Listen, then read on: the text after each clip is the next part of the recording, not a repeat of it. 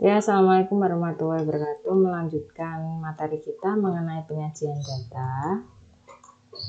Di sini untuk memudahkan pembaca mengenai hasil penelitian kita. Jadi data dari penelitian kita itu, data yang sudah kita kumpulkan itu, kita dapat sajikan dalam bentuk diagram dan tabel.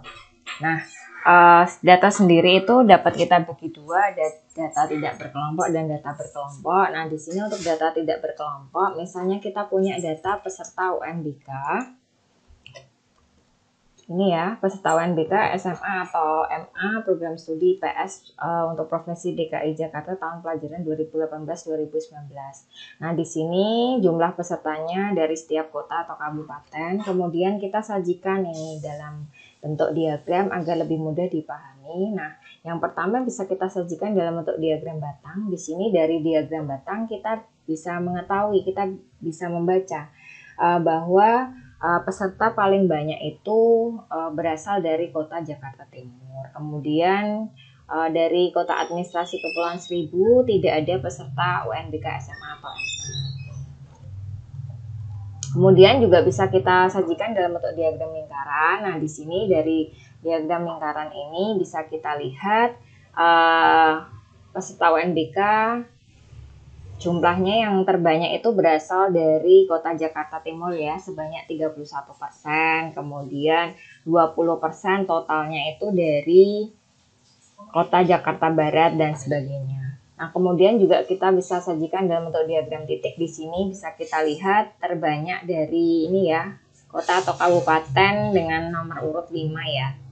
Nah, kemudian juga bisa diagram garis. Di sini juga bisa kita lihat bahwa yang tertinggi jumlah pesertanya itu dari kota Jakarta Timur, kemudian dari kota administrasi Kepulauan Seribu tidak ada pesertanya.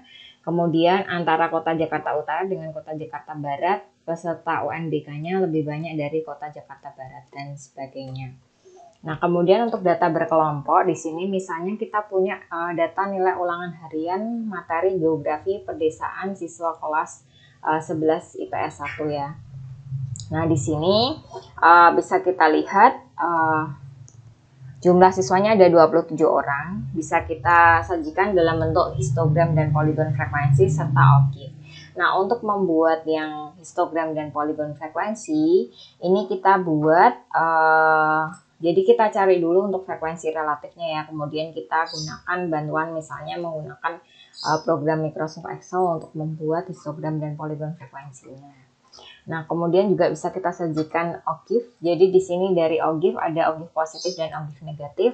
Untuk OGIF positif itu ini adalah frekuensi kumulatif kurang dari data yang kita gunakan ya. Kemudian untuk yang OGIF negatif itu frekuensi kumulatif lebih dari seperti itu. Nah, untuk selanjutnya adalah penyajian data dalam bentuk tabel di sini. Nah, jadi data itu bisa kita sajikan dalam bentuk tabel. Ada 3 jenis tabel yang bisa kita gunakan. Yang pertama adalah tabel baris kolom, kemudian tabel kontingensi, dan tabel distribusi frekuensi. Nah, sebagai contoh, di sini diberikan data mengenai jumlah lulusan program studi D3, S1, dan S2 dari 3 jurusan yang ada di Fakultas Teknik Universitas X tahun akademik 2018-2019. Nah, di sini ada 3 jurusan yaitu Teknik Sipil sebanyak 90 orang, Teknik Kimia 74 orang, dan Teknik Arsitektur 105 orang dengan pembagian yang D3, S1 dan S2. Kemudian dari masing-masing jenjang ini juga sudah ada datanya ya, laki-laki lulusan laki-lakinya berapa, lulusan perempuannya berapa. Nah, ini bisa kita sajikan datanya menggunakan yang pertama tabel baris kolom. Jadi pada tabel baris kolom ini bisa kita lihat di sini, kita bisa langsung dengan mudah melihat datanya ya. Misalnya ditanyakan berapa lulusan untuk jenjang S1 teknik sipil untuk yang jenis kelaminnya laki-laki, itu adalah 37. Kemudian kalau ditanya berapa jumlah lulusan berjenis kelamin perempuan untuk jenjang S2, seluruhnya ya dari 3 prodi tadi berarti 11. Kemudian berapa jumlah lulusan teknik kimia totalnya dari D3, S1 dan S2 74 dan seterusnya. Jadi di sini kita bisa membaca tabel ini dengan mudah seperti itu. Kemudian juga bisa kita sajikan dalam bentuk tabel kontingensi 3x4. Jadi di sini langsung teknik sipil D3-nya adalah 32, kemudian yang S1 45, yang S2 13 sehingga totalnya 90. Jadi di tabel kontingensi ini langsung kepada jumlahnya saja dari masing-masing ini ya. Dari masing-masing jenjang atau dari masing-masing data tanpa misalnya kita sajikan detailnya itu berapa. Seperti itu. Kemudian yang ketiga adalah tabel distribusi frekuensi. Nah, ini bentuk umumnya. Jadi di sini kita bisa lihat ada, jadi pada tabel distribusi frekuensi itu nanti kita ada mengenal beberapa istilah. Yang pertama adalah kelas interval, kemudian ada ujung bawah, ujung atas, batas bawah, batas atas, titik tengah atau tanda kelas, dan panjang kelas. Nah, berikut adalah contohnya. Misalnya kita punya data berat badan mahasiswa program studi S1 Pendidikan IPA Universitas IFET. Nah, di sini kita bisa lihat yang pertama adalah kelas interval. Kelas interval itu adalah kelompok nilai data yang berupa interval. Jadi kalau kita perhatikan dari tabelnya ini, di sini berarti ada 7 kelas interval ya, dengan kelas interval 1 itu berarti interval kelasnya adalah 42,2 sampai dengan 44,8. Kemudian kelas interval 2, maka interval kelasnya adalah 44,9 sampai dengan 47,5 dan seterusnya. Nah, kemudian yang kedua adalah kita perhatikan ujung bawah. Ujung bawah adalah nilai minimal dari setiap interval kelas ya. Nah, misalnya kita lihat untuk kelas interval pertama, berarti ujung bawahnya adalah 42,2. Kemudian kalau ditanya berapa nilai ujung bawah dari kelas interval keempat. Nah, ini berarti nilai ujung bawahnya adalah 50,3 dan sebagainya. Kemudian ada ujung atas. Nah, ujung atas ini adalah nilai maksimal dari setiap interval kelas ya. Nah, jadi di sini di kelas interval 1 maka ujung atasnya adalah 44,8. Kemudian di kelas interval 4 berarti ujung atasnya adalah 52,9.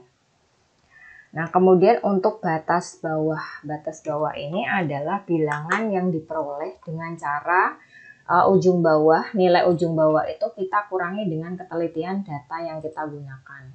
Nah, jadi kita perhatikan datanya itu apakah bilangan bulat atau dia bilangan desimal. Kalau bilangan bulat, maka ketelitian datanya itu setengah.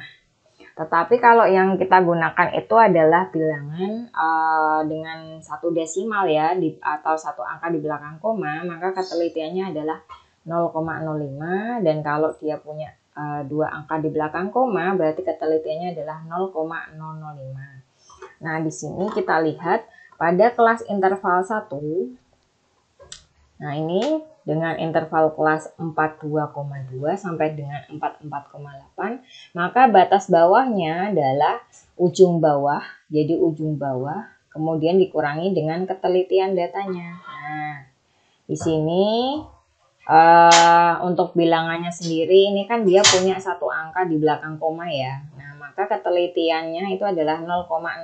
Jadi untuk batas bawahnya adalah 42,2 dikurangi 0,05 atau sama dengan 42,15. Nah, kemudian untuk kelas interval 2 berarti juga sama. Ujung bawahnya 44,9 dikurangi dengan ketelitiannya 0,05 sehingga batas bawahnya adalah 44,85.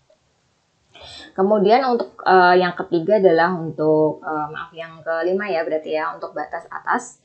Di sini batas atas itu adalah bilangan yang diperoleh dengan cara ujung atas ditambah dengan ketelitian data yang digunakan. Nah, untuk ketelitian datanya sendiri itu sama dengan ketelitian data dalam menentukan batas bawah. Nah, misalnya untuk kelas interval 1 Berarti kita lihat batas atasnya berapa sih? Berarti ujung atas 44,8 ditambah dengan ketelitian datanya berarti 0,05.